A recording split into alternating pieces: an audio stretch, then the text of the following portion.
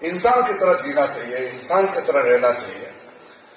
हम लोग इंसान होकर के, पढ़ा लिखा होकर के भी लोगों को गाली देता है, कभी कभी बुरा बुरा बात करता है, नुकसान करता है, लोगों को मारेगा, पीटेगा, नुकसान पहुंचाएगा, चोरी करेगा, तो फिर फायदा नहीं है। ये सारा चीज जो है, जब आरके मिशन का इंस्टीट्यूट होता है कहीं भी, उसका साथ साथ इंसानियत को भी ये लोग पढ़ाते हैं। बहुत कुछ आरके मिशन की वजह से लोगों को शिक्षा मिलता है। हम लोग तो सब गांव से आया है। मैं तो अपने आप को एक तरीके से खुश नसीब समझता हूं, दूसरे तरीके से बदनसीब समझता हूं। हम लोग गांव में पढ़ते थे और गांव से गाड़ी देखने के लिए बहुत मन होता था।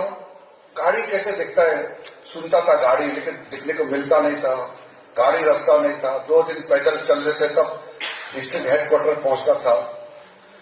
लेकिन जो कुछ भी हमारा नॉलेज था, उसके 2 ही सोर्स है। एक तो जो हमको पढ़ाते हैं हमारे टीचर स्कूल में, या हमारे माँ बाप जो बताते हैं, लोग हमको जो बताते हैं उससे हम सीखता है। दूसरा है खुद सीखता है, देख करके। हम दुनिया में घूमते हैं, जंगल जाता है, अलग अलग काम करता है, तो करते करते अपना एक्सपीरियंसेस से सीखता है। गुरुजी और आपका पेरेंट्स और खुद का एक्सपीरियंस, दोनों से नॉलेज प्राप्त होता है। मैं अपना एक उदाहरण इसलिए दे रहा हूं क्योंकि मैंने टेलीविजन इंटरव्यू कहीं में बताया था इस बात को कि हम तो एरोप्लेन देखते रहते थे, क्योंकि एरोप्लेन तो चाइना वार के बाद एरोप्लेन इतना यहाँ ट्रेनिंग होता था, तो एरोप्लेन तो देखते रहता है, गाड़ी देखा नहीं है। तो मैं बाद में सोचा गाड़ी कैसा होता होगा गाड़ी। तो पिताजी के साथ हम भी जबरदस्ती रो के ऊपर तक तुम मत जाओ, बमदिला नहीं जाना चाहिए, गांव में बैठो। हम बोला हम नहीं जाएगा।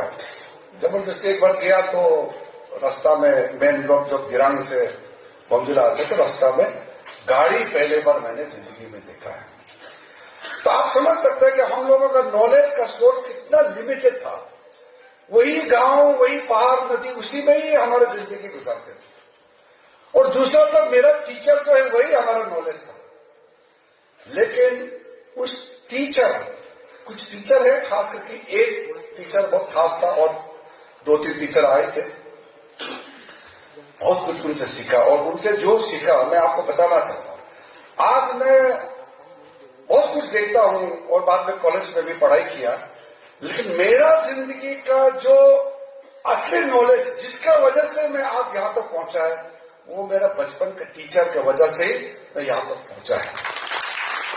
और आज हम दुनिया में कहीं भी जाता है और देश का झंडा उठा करके जब जाता है, उसमें अपने आप को देश का प्रतिनिधि करने के लिए जो कैपेसिटी है, वो कैपेसिटी का ताकत मेरा बचपन का गांव का टीचर ने जो दिया, वही मेरा ताकत है। जब मैंने गाड़ी नहीं देखा, रास्ता नहीं देखा, तो जो प्राइमरी एजुकेशन जो होता है जिंदगी में, वो बहुत अहम होता है।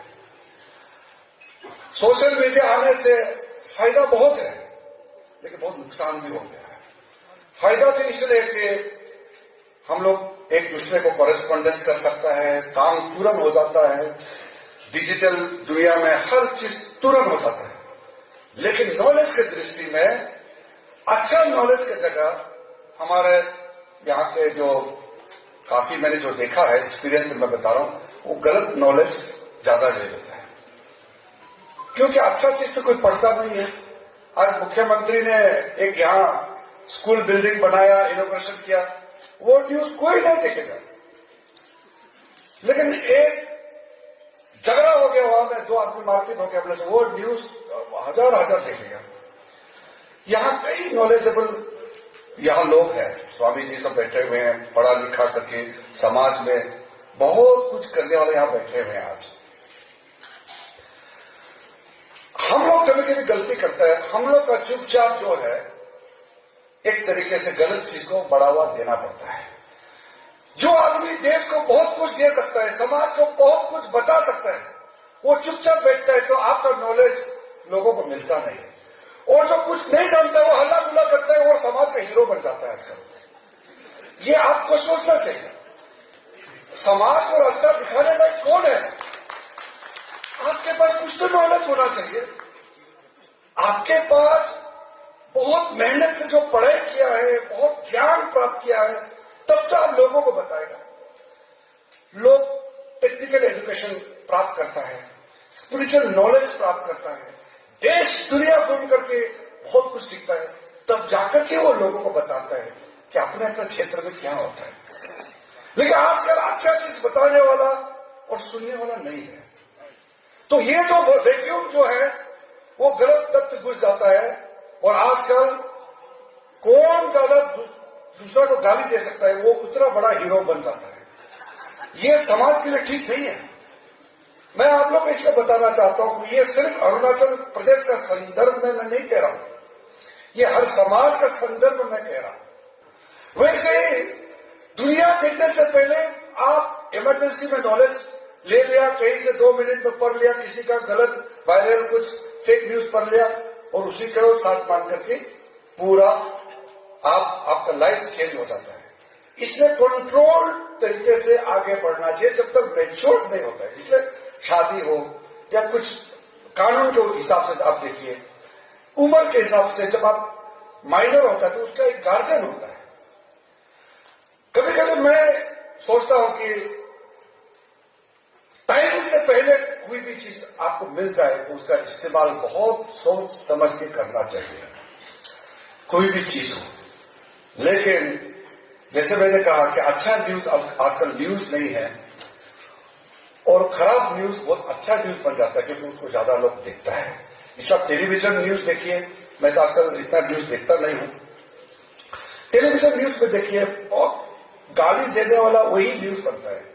फिर अच्छा काम बताएगा, स्वामी जी यहां उद्बोधन दे रहा है, अच्छा शिक्षा दे रहा है, कोई नहीं सुनेगा क्योंकि उसको लोगों का इंटरेस्ट ही नहीं है। तो काफी हद तक समाज बिगड़ गया है। इस बिगड़ा हुआ समाज को सुधारने का काम करने का जिम्मेदारी हम सबका है।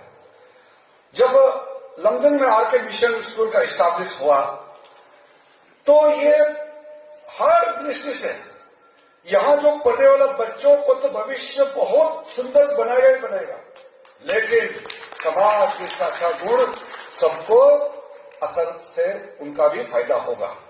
हम आज बाकी स्टेट में जितना डेवलपमेंट हो रहा है उसका मुकाबले हम भी बहुत तेजी से आगे बढ़ रहे हैं। और मैं देख रहा हूं कभी कभी याद दिलाना पड़ता है, इंसान है भूलता है, वो आदत सबका बराबर ही है, हम लोग भी अपना आप रिन्यू करना पड़ता है।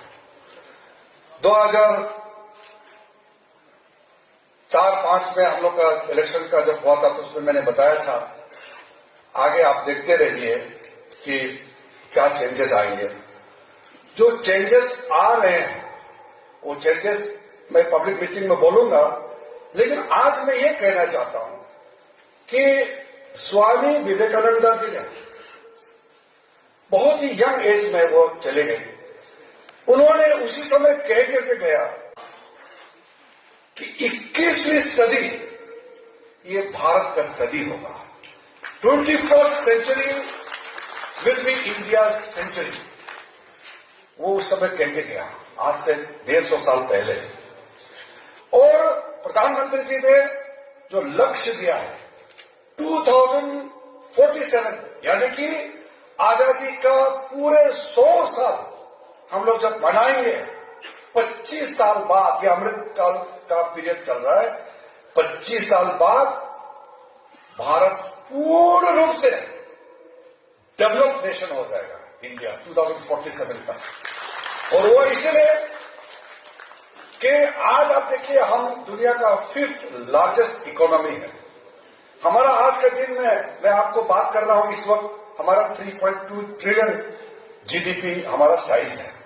और हमने पिछले साल यूनाइटेड किंगडम, इंग्लैंड जो हमको रूल करते थे, यूनाइटेड किंगडम हमको 200 साल नौकर बनाकर रखा था, इंग्लैंड को हमने पार कर दिया है, फ्रांस को पार किया है।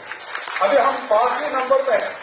अगले टारगेट 2026 तक 25-26 के आसपास में हम लोग जर्मनी को भी पार कर सकते हैं, और 28 से 30 का बीच हम लोग जापान से भी आगे निकलने का हमारा लक्ष्य है।